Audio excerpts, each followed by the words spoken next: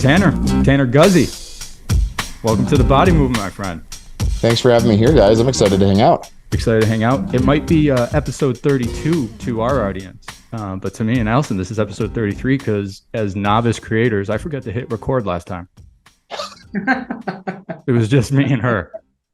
I've done that. I've done that. Yep. So we'll go 32, and then in our mind 33 we're gonna redo this week. But we're happy to have you make some time for us. I think you're out on the West Coast Mountain Time.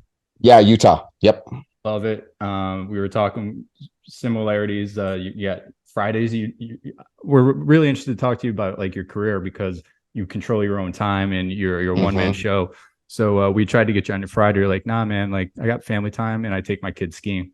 And every Friday. Every Friday. And my sister down here, Allison's been teaching her niece to ski, and she's like finally getting the groove. So isn't it so fun when they finally start to hit it and can like get down the hill? I mean, I've only been on skis 3 times. And my daughter nice. has been on them 7 times. So it's a whole new experience for the Sinikowski family. You're all learning together. Players and not skiing. So we had a couple errors on the chairlift over the weekend because I was teaching her to get off, which is terrible. So we had one time she jumped off. We had one time she was going back around like oh no. Up in the air, and other than that, yeah, you didn't hear those stories yet, Matt, but crying tears, we haven't been through a week of children lessons without tears yet. So, and we've kept the twin boys home. So right. It is easier to learn one at a time for sure.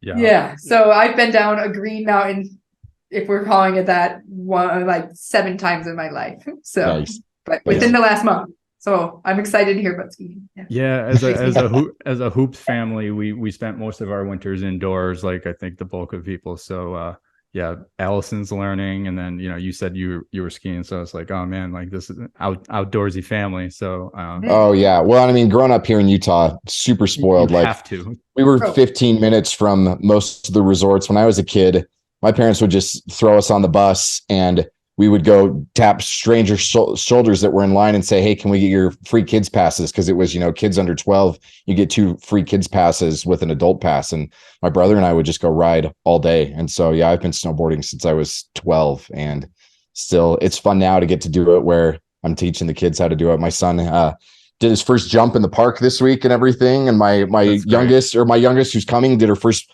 blue square. And so it's progress. And it's always fun to see him to get to make that. I love it.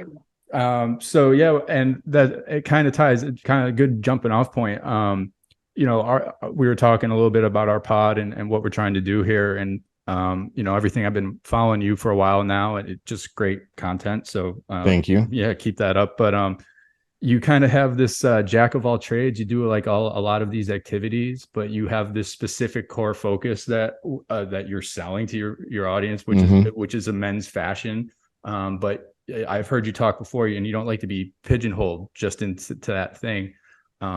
Very much like me. So like me and Allison represent the dichotomy of our podcast. Like she's very special focused, and we really focus on her content. But I really see being in corporate America and at the consultant level, like how all of these things she's doing and some of the stuff you're doing kind of tie out. And it's not just specifically focusing on one thing, and how other elements of your life that don't seem like they're relevant or matter do. And so I kind of want to lead off with that. So like you're known as the men's fashion expert, and you work with men on improving their style, but you look all over your social and you're doing BJJ and boxing and Ironman. You're taking your kids skiing. You talk about masculinity and the arts and the culture wars. We can get into your business model, but as somebody who's selling a specific focus, like how is that kind of fit in, or how did you see that? Like, this is what I want to do as a content creator. I want to talk about the world and then kind of sell my stuff over here. And by the way, congratulations. I was just peeking on your Twitter before. I saw you hit $1 million gross in sales. Yeah. So super fun milestone to hit. Unbelievable, dude. Thank you. So just talk about that a little bit as an intro to our audience. Like, talking about all this other stuff that's not similar, that doesn't on its face seems related to what you're doing, right? And kind of like your, almost like your mission as what you're trying to put out in the world. Yeah, I love this question. I'm actually kind of surprised that of all the shows I've done, I've never been asked this, because this is like a major focus of what my marketing and what my approach is and everything. Because you're right, I spend maybe 10-15% of my time actually talking about clothing, and the majority of it is every other arena of self-development. And that can be politics, philosophy, faith, masculinity, physicality, all of it. And what I've found is I don't compete with other guys who are in the men's style space, because the demographic that they're going for are not the kind of guys that I'm interested in working with. And the kind of guys that I'm interested in working with, for the most part, have a really deep antipathy for caring about their clothing at all. There's this like heavy rejection of this is shallow or effeminate or superficial, or it's incredibly unmasculine. And so what I found is that, and this is really kind of a luxury because I don't get, too big for my britches. A lot of guys who do fitness or finances or relationships, they have this kind of like, the thing that I teach is the most important thing in your life. If you learn how to like grow your own business, everything else in your life is easy after that. Or if you get your relationships dialed in, everything else is easy after that. I'm under no pretense that if you get your style figured out, everything else in life is easy after that. It doesn't work like that at all. It doesn't mean it's not important, but it's not at the top of the hierarchy like a lot of these other things. And so what I found is that if I wanted guys to be able to even be open to the idea that this matters, not even working with me as a coach or reading my book or anything, but even just being open to the idea that it matters, they have to see somebody embody it who also checks all of the other boxes, that is doing all of these other things that fall within those traditional arenas of masculinity, that's trying to be aspirational as a father. And then what's really fun is I just get to do cool things and have it be part of my business, because it's all part of the marketing model. And so I get to challenge myself and try different things. And I get to create a business out of my own self-development, because it all falls within that little marketing bubble. So I get to have my cake and eat it too, in a lot of ways. Yeah, it's really fun to watch you do that too, because of what you see a lot of content creators, just when they're focusing just on their product, they're like, you need this. And I was in a semi bad headspace before I came into this, because I was sat in a boardroom meeting today in corporate America, and it was like all about the mission statement of the brand and how we're trying to relate to the fans. And I was getting sad because fans and customers, in a way, we're so commercialized, feel like they need a brand to latch onto. And what I like about what we're trying to do, and love what you're doing, is you're the brand.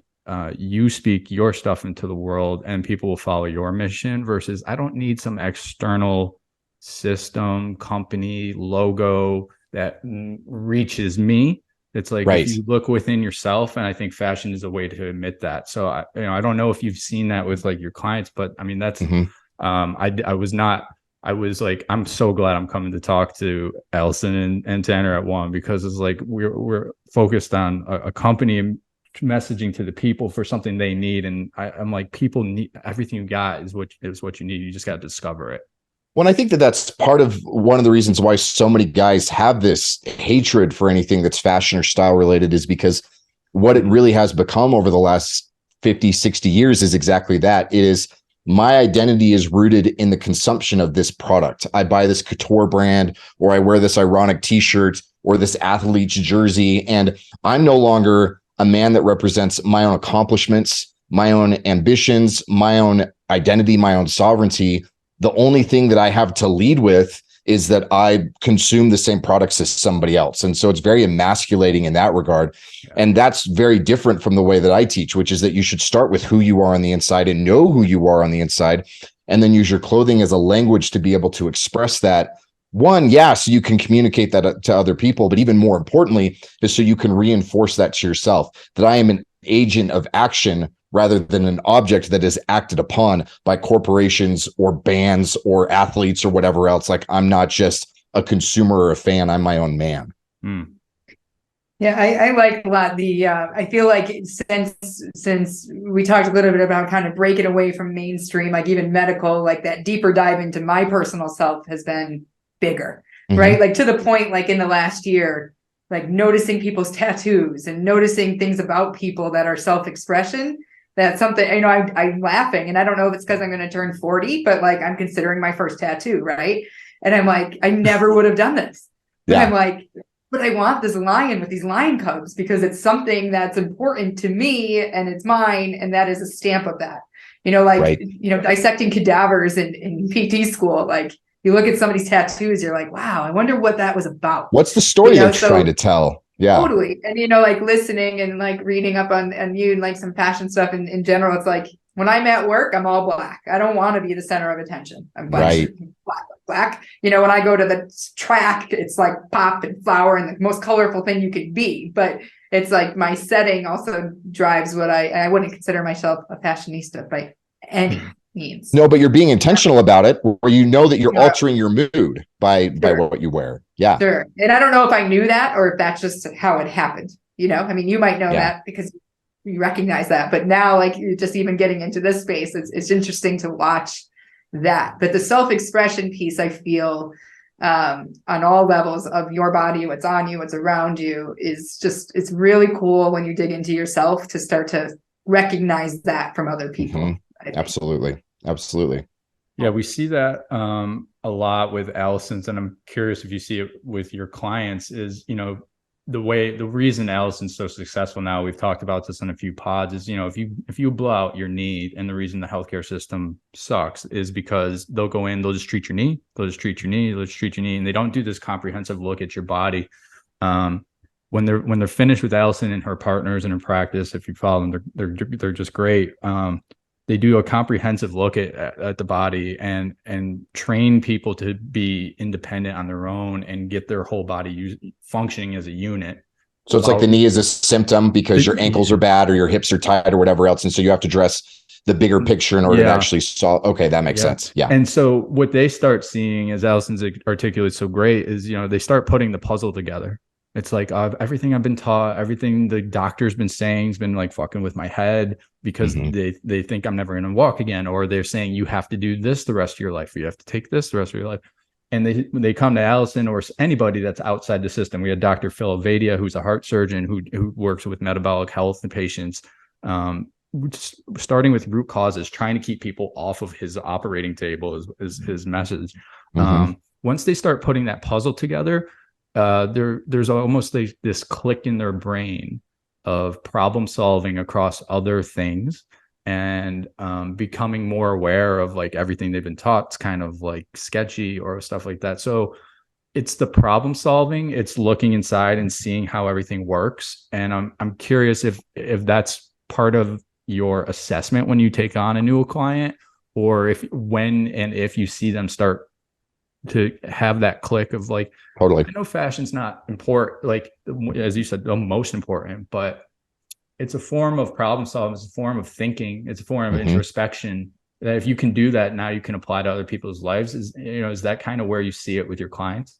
Yeah, absolutely. In fact, it's almost a version of like visual psychology, where when they start to see themselves through the lens of what their grooming looks like, or why they wear the clothing that they do, or why they don't wear the clothing that they don't, or all of these other things that start to come together, they recognize that very rarely is it just, I like cargo shorts, or I hate this, or I love that. There's all these deeper rooted things that are associated with it. And it turns into this very kind of like deep dive into their psychology, why they tick the way that they do, what their goals and ambitions are, what those latent fears are. And a lot of times they are blind to those things until we actually look at it through that lens. And then when you turn around and you go the opposite direction of being proactive about it, it's not super frequent that I actually end up having to make recommendations to my clients as far as what they should be wearing, because when we go through all this process, they develop the self-sufficiency that they're able to make those decisions on their own. I may be able, or may have to tell them like, here's a brand you should check out that's going to get you those kind of shirts that you're looking for, or here's the best place to get those sneakers. But very rarely do I have to tell them it's like, well, actually, I think that you need a good Harrington jacket, or you need some combat boots or something else, because they know themselves well enough that they're able to come to those conclusions on their own. And then I would imagine, Allison, that this is similar for you, where they get to this level of self-sufficiency where they don't need me anymore. And that's the goal, is I don't want them to have to come back in 6 years and it's like, okay, I'm in a different industry, what do I wear? It's like, you don't need me, you know how to do this. And it's the same thing where it's like, if if I can get my hips and my ankles figured out, then I don't need you to work on rehabbing my knee or anything else, because I'm able to figure out, oh, my body isn't moving correctly here because I'm feeling this tightness there. And so I need to work on that and address that mobility or whatever else it may be. Right. I mean, totally. I think it's, it's foundations, movement comes back to the foundations, and what are the foundations of movement and all of that. But, from the individual side, it's my two favorite questions that don't get asked enough are, what are your goals? Like, what do you want to do? Like, and they're like, well, I just want to walk without pain. I'm like, no. Like, said, gone, this is done, like over with. Well, I would hike again, and I would do this again, and I would snowboard again. But I haven't done that stuff in 20 years because somebody's told me I shouldn't when I did this. And, so it's, what do you want to do? And then my other question is, what do you think it is? Or what do you think you should do? Man, I don't think I've ever had anybody in the medical world ask me that. That's such a good question, and it never gets asked. You're on Google. Right. What do you think it is? Yeah. I know you went on Google. What do you think it is? Well, I think it's tendonitis. Well, guess what? I think you're right. So what did you read about? Oh, yeah. I said, well, okay. So the treatment stuff you're reading is kind of bullshit because it takes forever for that to get out there. So you're right. But here's some resources about reading for it. Here's what I recommend we do, and this and that. And then, and then the same thing, you just peel back and it's like, well, why do you think this happened? Well, I don't know. It's my knee hurt. Well, why do you think it happened? Well, I wasn't doing anything. I was sitting around for months, and I started working out 5 days a week hard. So, okay. So do you think we can just go a little slower? Like 2 days a week is more than 0. And, so it is very similar. It's funny to think about that, but I want them to critically think through their process versus me to tell them what's wrong or what it is, because what good does that? There's times and place, of course, that helps connect the dots, but it doesn't help them solve it long term. Well, they'll always know their body better than you do. Just like my guys will always know their identity better than I do. And so if I'm trying to project something onto them, I may get 90% of the way there, but it's never 100. If I give them the tools to be able to understand it themselves, they will get 100% of the way there.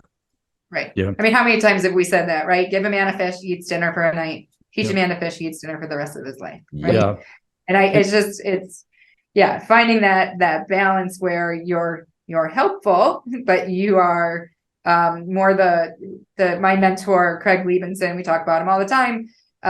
He gives the term of be Alfred, don't be Batman. Yes, I like that. The visual is Batman. I love that. And you as the provider is Alfred. Yep. And you are just guiding by the side. You might be the brains behind the map, but you're letting Batman be the let them be the main character. Totally. So good. Yeah.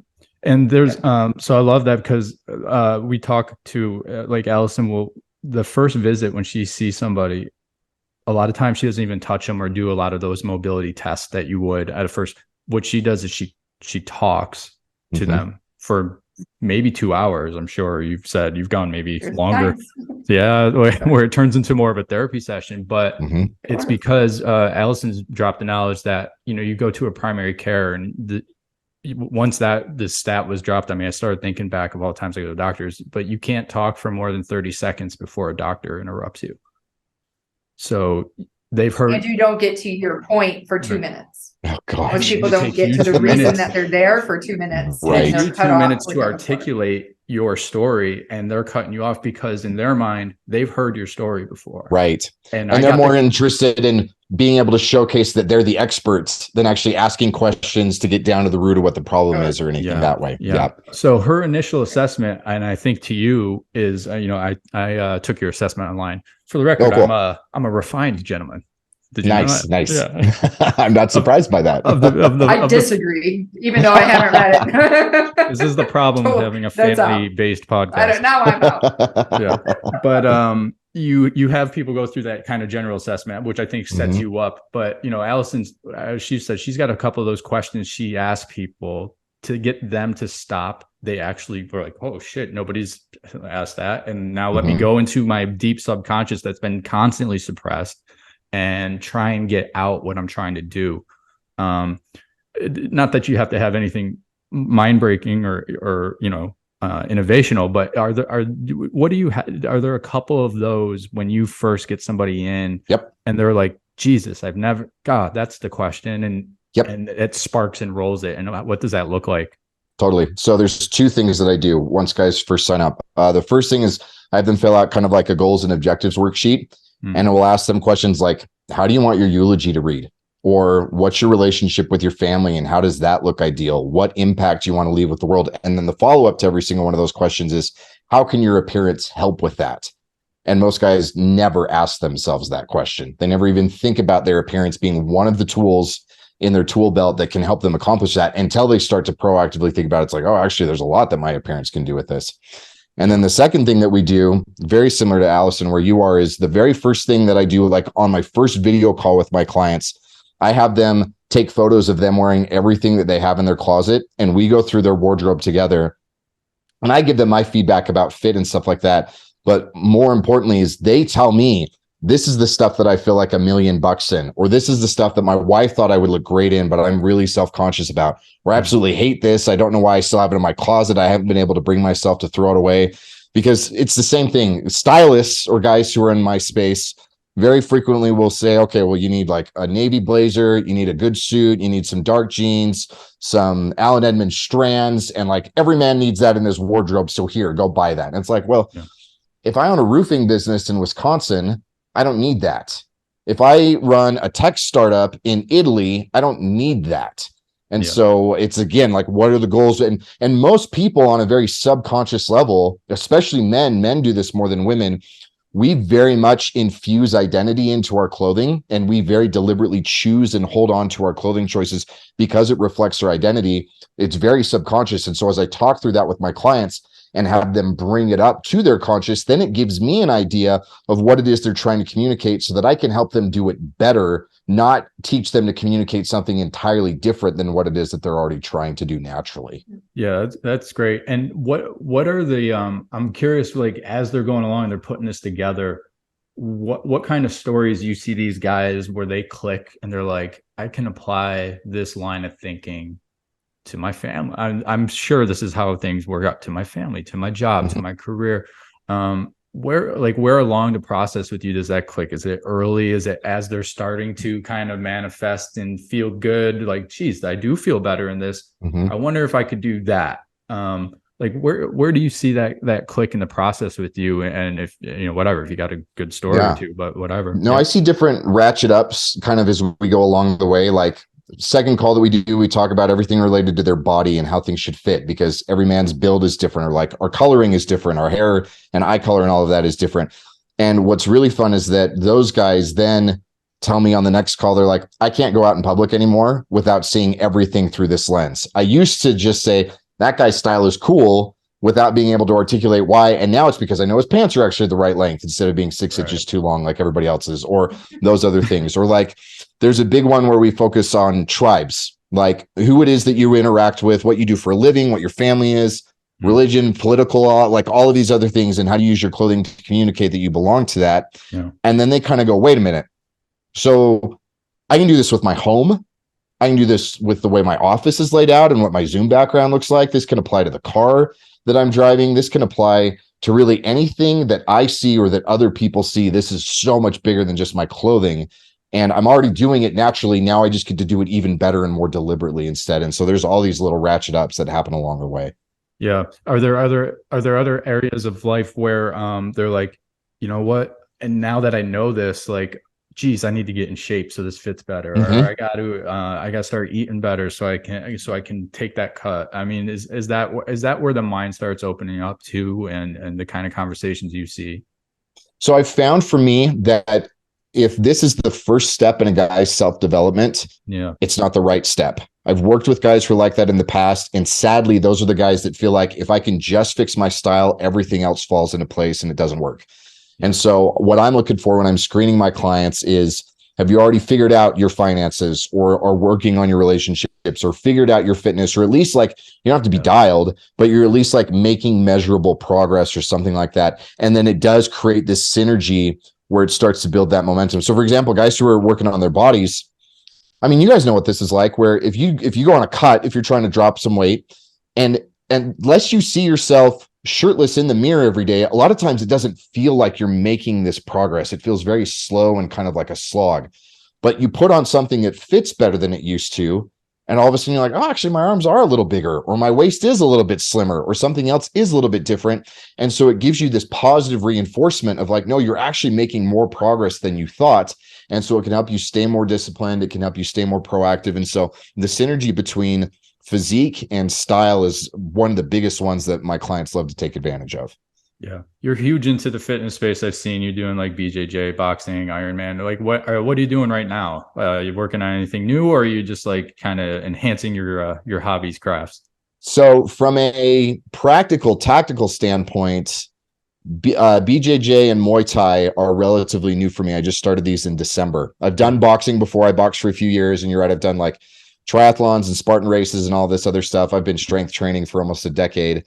But more importantly for me, from like a philosophical or a mental, even emotional standpoint, what I'm trying to do with my health stuff is I've spent 10 years of like working and grinding and like counting the calories and putting in the time and everything else. And I'm really, really good at grinding. I really suck at playing and having fun.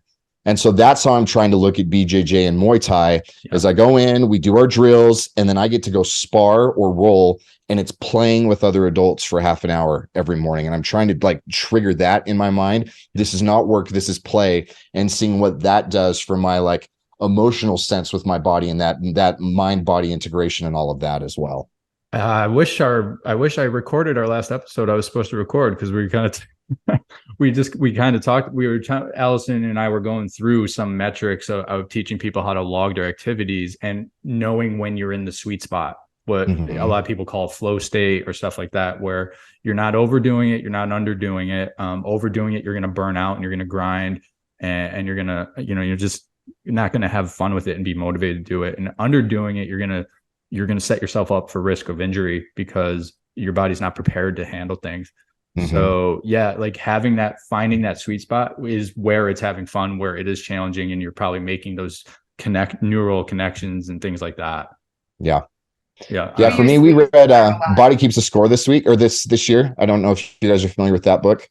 Say that but again. The Body Keeps the Score, where it's this whole, it's for my wife and I, this was such a game changer because it's basically this idea of like how emotions that don't get processed end up being kind of like trapped in your body. And if you don't handle things the right, like there's a back and forth between the mind and the body that if it gets stopped up in one way, it starts to break the whole system down. You're talking to the right woman down there. Yeah. Right. I figure that this is not like, that there's some level of, and this is really what our focus has been, is like, how do because all I've beat my body up over the last 10 years. Part of it is because I was kind of a lazy kid. Like, yeah, I snowboarded, I rode a BMX bike, but a lot of that time was like loitering as opposed to actually pushing myself.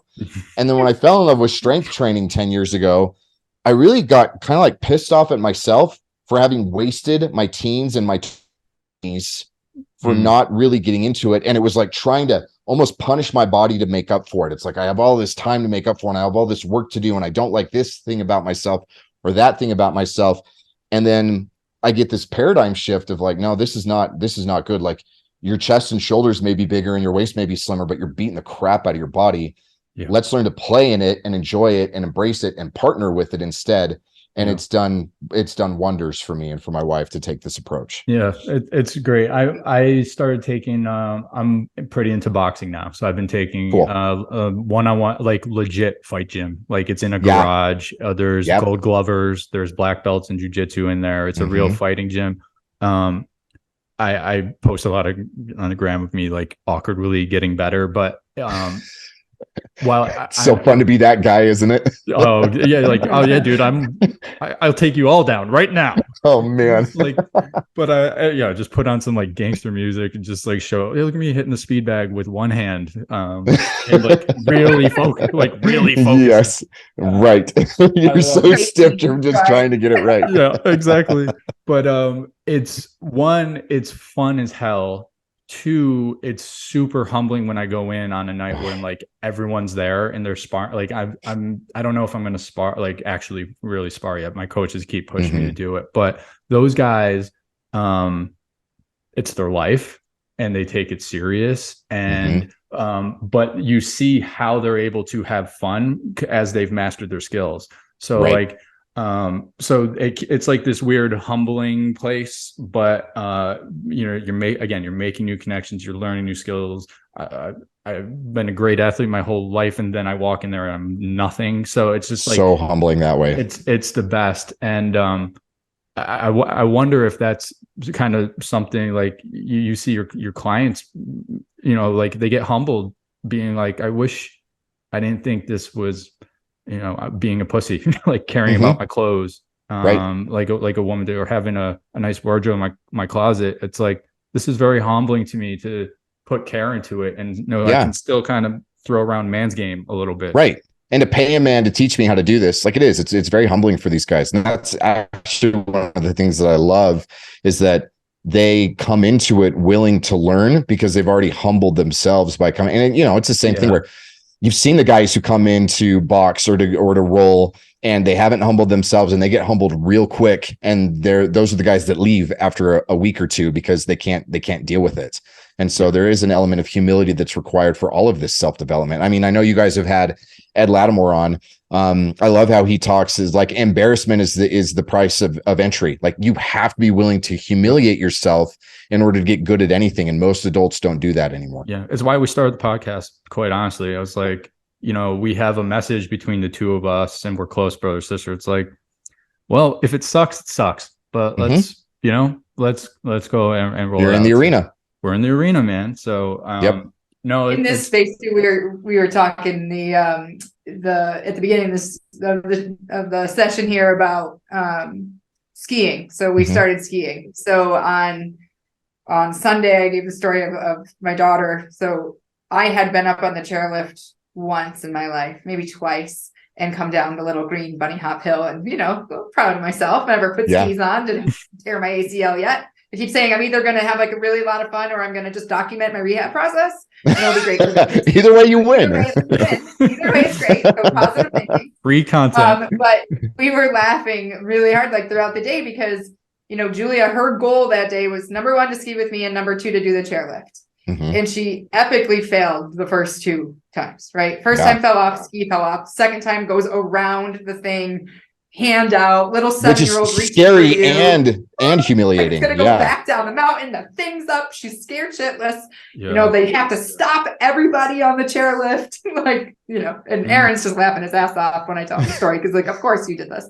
So, she gets down hysterical, crying, like, can't breathe, like, okay, we calm down. I'm like, now you got to get down the mountain. And she's like, okay. And I'm like halfway down this freaking green hill doing like these little slow turns. And I get halfway and I look down and she's at the bottom. And I'm like, nice. Son of a bitch. Okay. So now I get down and we go back up. Now we're, working on visualization. Okay. So when you get up there, you have to get up and lean forward and put your feet down and then go. And, she accomplished it. She was scared to do it that 3rd time. And then she did it, and she did it again. That girl was on cloud 9 the entire day, the entire day, happy, chores, wanted to make money to buy her a little dog. Like, she was just the happiest girl the entire day. And Aaron, my honey, put it, he's like, pride is an amazing thing. When you achieve something that you wanted to do, the euphoria of that, like the epitome of that. I mean, I was happy for myself because I did it too. And I was laughing because she's so much better than me. And she just, you could just see it, like how accomplishing something great made her feel. It's rocket fuel. It's just amazing. And I'm humbled that my 7-year-old is literally down at the bottom of the mountain when I just got to a landing on a green hill. Like, okay, turn left.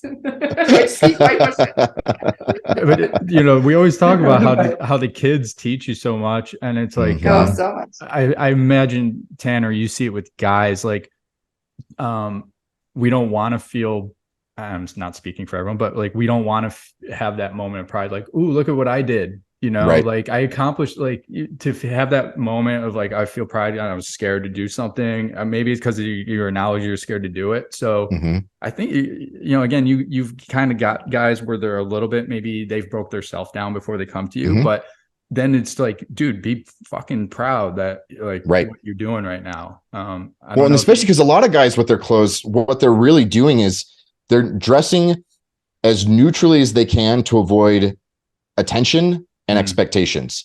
I just want to make sure I don't dress so poorly that I stand out in a negative way, but I also don't want to dress out well enough that people all of a sudden like start to expect things from me, or they pay attention to me, or they think that like I'm the guy to go to for this or something else. And sadly, for most men today, at least in the West, a lot of us, it is very much this, I just want to like fly under the radar. I just want to go along to get along. I just want to clock in my hours, be able to do my thing. Yeah. And that message is reinforced by the way that they dressed and the way that they, and so you're right. There's a lot of that where you have to kind of be willing to say, no, I'm actually somebody who does have a little bit of pride in myself. And that's why I don't dress in a way. I'm not desperate for attention, but I'm also not afraid of attention either. And that's a fine line for guys to walk. Yeah. I've worked, I don't know if you've ever been an institutional man. Like I was in the sports media world for a long time. So, I mean, it's just corporate America at the end of the day. Now sports media, everyone likes to dress a little cooler, but it's still that Office thing, like The Office, the movie, or like where you come in. I still remember, wearing like a bright yellow sweater. I still have it. It still looks good on me. But just like, man, you wear something a little bit different in corporate America, man. It's just like, oh, geez, I need my sunglasses. Walking by this desk today, and I was just like, all right, dude, it's not worth it. To them, it's not worth it. I've always been corporate contrarian, so I'm kind of like a bull in a china shop in corporate America, which has been fun for me. But I was just like, it took me a while to understand what was going on. And it's like, they're scared that they can't do that. They're nervous. They can't pull it off, or they don't want to be just like, God, if I wear this, there's a chance somebody might say something. Yes. And then you're a dick because you set the bar that they now can't, they can't hold up to that. And so there's that resentment that comes in. They don't know. They can, right? And that's what's so frustrating is it's like, no, you're not being a dick. You just are letting them know that like, this standard is attainable. Like, I'm not going crazy here, guys. We're just going a little step above. And this is totally within your realm of possibility. But sadly, so many guys are just like, nope, I'm not rocking the boat. I'm not touching this. It's too risky. I don't want to deal with it. But I'm just thinking like how much of this is like, well, all of it, right? But is societal, right? So back the ski lift thing, my first reaction is my daughter's embarrassed. That's why she's crying. No, she's not embarrassed. No. I'm like, are you embarrassed? She's like, no. She's like, no. I'm like, are you sad? She's like, yes. She's internally sad that she can't do something that she wanted to do. So it was not about that. And then I think about my 5-year-old twin boys getting dressed. What's backwards? What's inside out? Tag hanging out. Mismatched and I'm like, socks. Austin, your pants are backwards. He's like, I don't care. I'm like, yeah, fucking turn them around. And he's like, there's certain ones I picked. One day, my babysitter got them on the bus, and it was a disastrous morning. 3 little kids running around, disaster struck. One came home with like pajama pants and a shirt inside out and backwards, and the other one had like I don't even know. Like the two of them, I was like, how did they leave the house? And I'm like, they don't care. They don't care. It's just them. They pick what they want. They wear what they want. And then eventually they're like, no, I don't, that doesn't matter to me. Why does it stop it? It doesn't, and, I'm trying to actually embrace that versus, put it on me of like, no, put your stuff on the right way. Right. And that's the hard part about being an adult. It's hard about being an adult is you can't just totally say, I'm going to wear whatever I want, because it's not like, I can't show up to a call like this wearing a pink gorilla suit, because it does sacrifice credibility or believability or authority to these other things that kids they're not swimming in those waters yet, right? I don't think fluffies are in your client base, right? No, I'm not dealing with furries, right? But at the same time, too many of us do sacrifice the individuality or the identity for the sake of the conformity or the safety. And there's spectrums to be able to play with in all of that, and you need to be able to, and even in different circumstances where it's like your first day at the gym, when you're rolling on the mats, you don't want to show up in like the nicest origin gi and everything else. Like you don't want to be standing out too much. You want to look like the beginner, and there's all of these little variables to be able to play with, and it's just learning how to navigate all that as an adult, but recapturing some of that indivitality we still had as kids. And you're bringing that to the forefront of their conscience, right? Like, because you said like, we're doing this already, but we just don't know it. So like, if you're aware of it, you can be way more intentional with these things and way more effective about it. And more effective. Yeah. And also I think with your client base, which is good, like, I think you and Allison's client base are probably similar. Allison's men, women, and children too. But I think I read on your site, like, hey, you gotta be serious kind of about this when you're coming to me versus like the stylist that's going to guide you and invest. And, Allison going cash based, again, not taking insurance, she's now a saleswoman too, a lot of times, where it's like, I know $10 copay, but you know what? You're getting what you pay for. When you do not only when you pay me out of pocket a premium, but you're also getting what you pay for when you pay $10 for that copay. So the sticker shock sometimes for her clients is like, oh, like, I'm not sure. But then when they try it, they're like, oh, right. So this is what it looks like when I prioritize my health and actually choose not to waste my money on X, Y, and Z, which are adding no value to life. They're basically mental empty calories. Right, or if they don't need it, like to your point, like if they don't need you yet, they're not ready for you yet. Like I had a woman the other week who is a young physician working 90 hours a week. And I'm like, I'm not putting weight on you. Like your body's exhausted. Like, why don't you go do acupuncture and some yoga? Like, and I refunded her like what she bought. She was like, in right away, 10 visits, I'm in. And I'm like, 2 visits in, we're like, this isn't it. Like, this is, so how much what are you sleeping?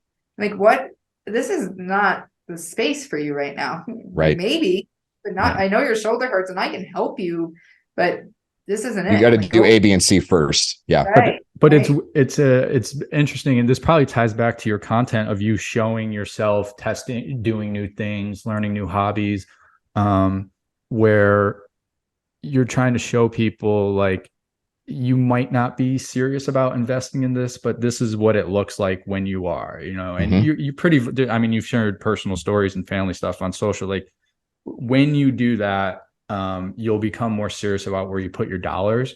It's hard. I think it's hard a lot of times, like we're trying to sell here, like, we promote Allison's practice and charging a premium, and people are like, how do you scale that? We're living paycheck to paycheck. But it's like, well, if you reprioritize everything, you really look at what matters and put the dollars towards that. ROI is X, Y, and Z. So I don't know if you have to have that conversation a lot with clients, or they're already coming to you with that mindset. Yeah, I would say every once in a while I do get guys that get some sticker shock because I'm not cheap to work with.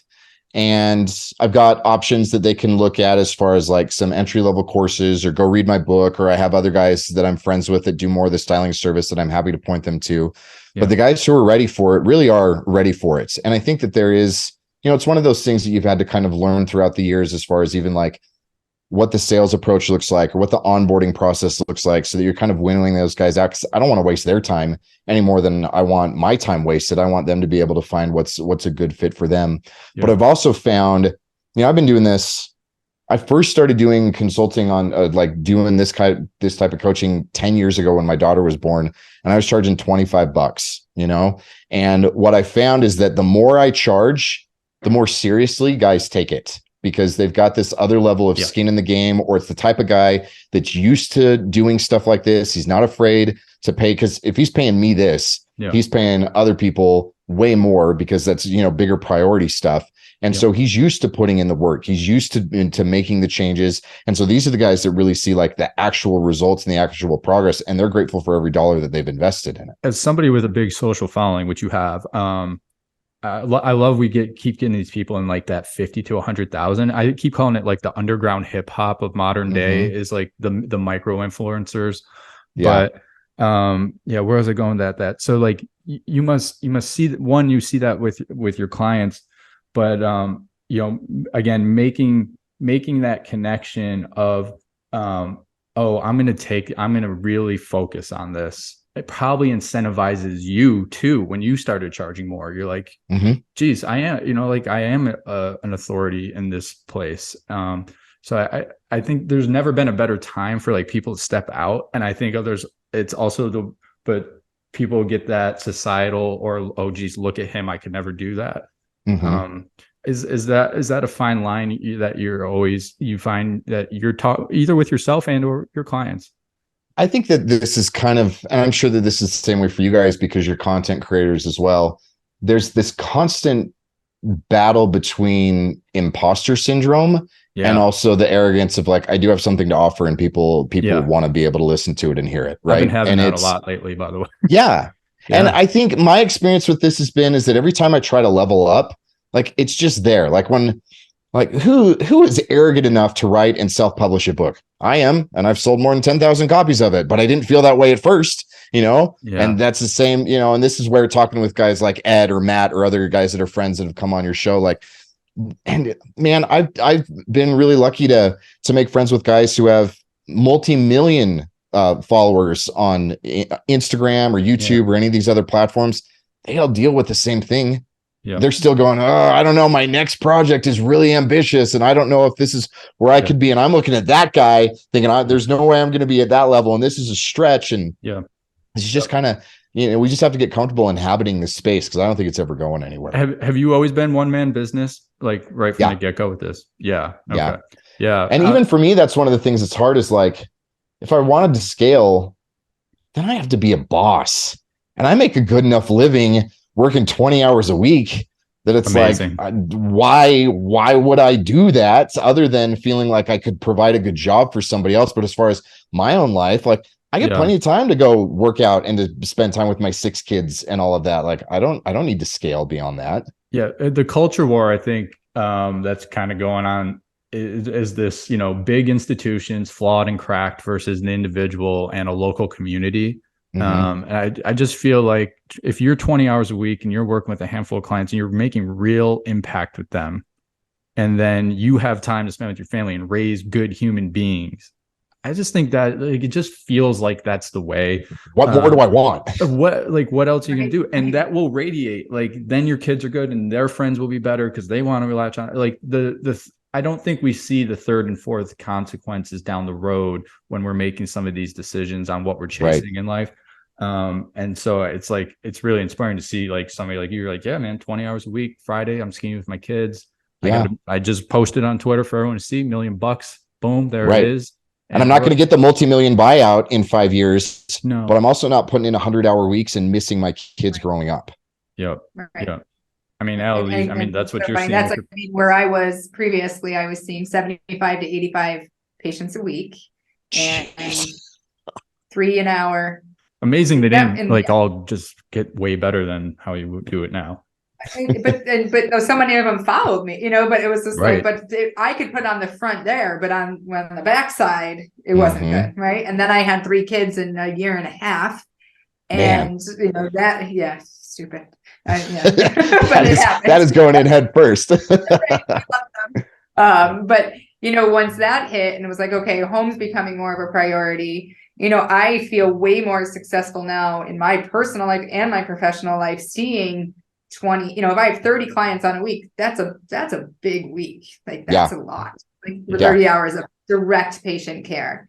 So with those 20 to 25 hours, I have time to do this. I have time, which is like my vent, and like, provide to the world beyond those I can touch in that space, right? Like in the one-on-one space, take time to go be mystery reader at school and stuff. Doesn't like. I don't remember the last time I went to a grocery store on a Saturday and dealt with crowds. Like it's those little benefits. Oh man, the Tuesday morning grocery shop run is like unparalleled. If I have to go on a Sunday afternoon, I'm just. Right. That's great, man. So a few minutes left. I'd love it. Just like kind of more advice in this content creation space as like you've kind of grown. So again, like you said, 80%, 90% of what you talk about is not all this fashion stuff. So, your worldview bleeds into your content, so you're being yourself, which I think is probably 100% peace of mind, makes you more confident to keep doing that. But this is the West, it's a melting pot. We have like conflicting views. So like, you spill into the religious, a little bit in politics, not like so much, but enough to be like, what side of the aisle to stand on. Do you find that your clients are then those that align on those issues? Or mostly. And you don't worry about turning off maybe a segment of the population. You're like, I don't, that guy's this or whatever. You don't even worry about that. No, there's plenty of guys that will align with me that I'm never going to be short on clients. And when I do get guys that end up working with me that don't share my political or philosophical ideas, that's totally fine too.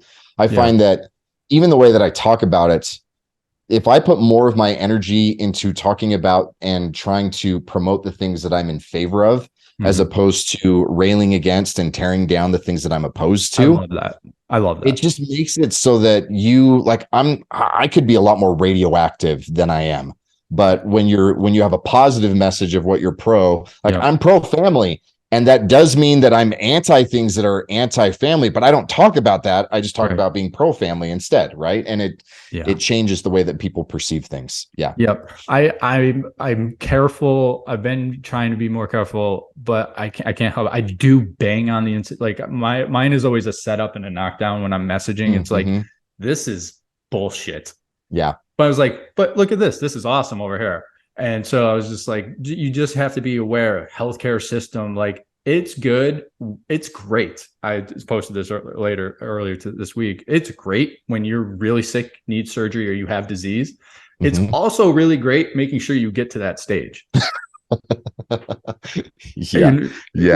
So it's like the pipeline. Yeah. It's the pipeline. So because then they got to keep you alive, and you'll do anything to do that. Right. And you pick off. So I'm big on calling out like this sucks and you should hate it, but I would be like, however, this is how you would attack it. So I like that message of like, hey man, this is the life I'm building. This is good. This has been a positive yield on me.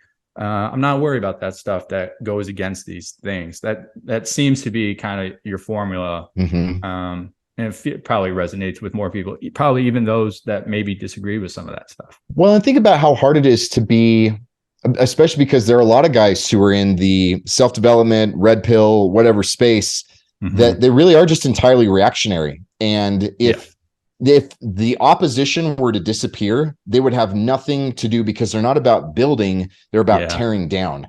And it's like, I understand that there are some things that are completely oppositional that need to be torn down.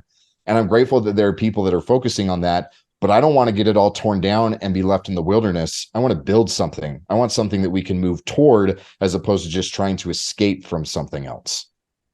Amazing. Yeah. I mean, in the medical field, it's that, right? I mean, it's, I very cautious, and because you don't also want to make people feel like shit for what they've been told or who they've been around or what they've been exposed to. Right. So like, again, I am definitely a little bit more verbose when I'm on here, but if I have somebody over, I just talked to somebody for 10 minutes today. They're like, oh, I have tennis elbows.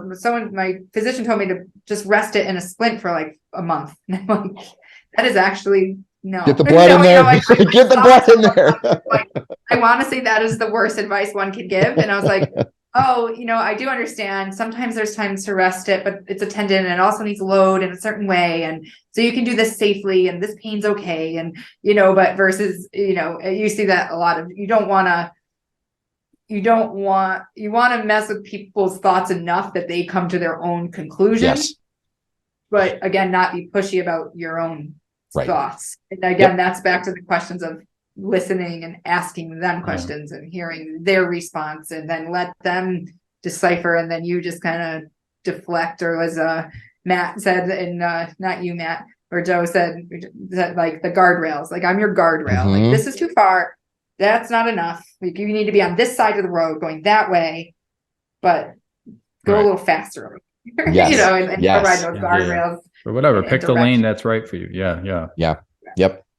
Okay. Well, look, you're our sixth author on the podcast. So nice. Appearance of Power is the book. You writing another one, or is that like your go-to? It's like, here's my copy. This embodies me. And then, this looks like a deep response. Right. This is, if I do another book, I may end up doing like a 10-year updated edition where I add a couple things. And it's not even that there's anything that I would need to change. It would be adding a couple other chapters. Yeah. But I'm sure that I have a few other books in me that won't be related to style stuff at all. I've, as I continue to find with my own self-exploration, there's going to be something else that kind of, is a burr in my saddle that I won't be able to figure out until I get it all written down and put out somewhere. So I don't know what it is yet, but I'm sure I got a few more in me. Yeah. How was the experience of writing that? How long did it take? It sucked. Writing a book sucks. It was the first 10,000 words took me 2 years, and the last 40 took me 6 months, because I had to just you had to enact the discipline of I'm writing 1,000 words a day. This is it. This is it. And then once you get the momentum going, it works really well. But it is a mountain to climb for sure. Do you journal or anything like that? Do you write daily or? Not daily. Depending on different phases, I will. I'm like that too. And this is how I am even in a lot of my content creation, where I've tried to do, follow a calendar or like batch content creation or like daily emails or things like that. And I've just found that it always sounds inauthentic and sounds forced if I am forcing it. So I just create content when I feel like creating something, and it hasn't hurt me yet. Yeah, that's what we're doing. Like we started out, I think we came out the gates blazing because we were so excited to start a podcast and do that. And so we reached out to a lot of guests, but now it's just like, let's just produce something quality and put it out when it has valuable, or it's somebody interesting that we want to talk to that's doing similar things. And sorry, you're not going to get an episode every Tuesday at 7 p.m. released. Nope. Whatever. Yeah. No, I love that. So, all right. So it sucked, but you've sold over 10,000 copies, you said. Yeah. Amazing. Yeah. And it was a great process, and thank you. Yeah. I'm proud to have it done. It's one of those things where it was amazing that as soon as it was published, I went from being a blogger to being an author. And so the podcast that invited me out, or it just breaks you into a different echelon as far as the people that will take you seriously. Yeah. And it was worth it just for that. Right? It's like a centerpiece of something people can rally around. And we actually got Robert Greene coming on the podcast. Oh, sweet. Yeah. Sweet. So it's like, I read one of his books and now I'm reading another one. And I'm like, I just want to get inside the mind of that dude that wrote that. So I can 100% see the minute that went out, people are like, oh, I got to talk to this guy, because you take away so much from a book, but then there's so much more you want to delve into. Right. So because books are always 50,000 foot views. So you can't go super deep on stuff. Yeah. Unless it's really niche content, but right. Yeah. So really, really cool stuff. So Appearance Power is the book. Where can we find you on social? Where's your website? Let's promote it, and cool. And then let the people get on with their day. So the main website is masculine-style.com. You can go there and be able to see a little bit more about what coaching looks like, see about speaking engagements that I've done and stuff like that. And then pretty active on social media, and most active on Instagram, Twitter, and TikTok. And all of those are at Tanner Guzy. I also keep my DMs open, and so I may not be able to respond to everything, but I do try to respond to most people that reach out. And so, if you're interested in seeing more about where I can point you toward or stuff like that, shoot me a DM on any of those platforms. I can confirm that he will respond to a DM. That's how this happened. That's how this happened. And it was cool. It was around some deep content you shared. And I think I shared a couple of quotes from the Stoics with you about some shit, and you were going through some stuff with the death in your family, and you're just like, you're like, dude, this is amazing. And so just people who have big followings that are responsive and then kind about it, and not who's this weird dude that's just reaching into my DM, is always super appreciative. So congrats on all the success, and keep doing what you're doing, man. I'm really inspired by everything you're doing, and we look forward to sharing this out to the world when we thank you. Thank God I hit record. Thank you. Thanks for having me on, guys. All right. Thanks everyone. Like and subscribe down below. You know what to do. And Body Movement episode 32. 33 is coming out soon. Me and Nelson will hit record on that one. All right. Later.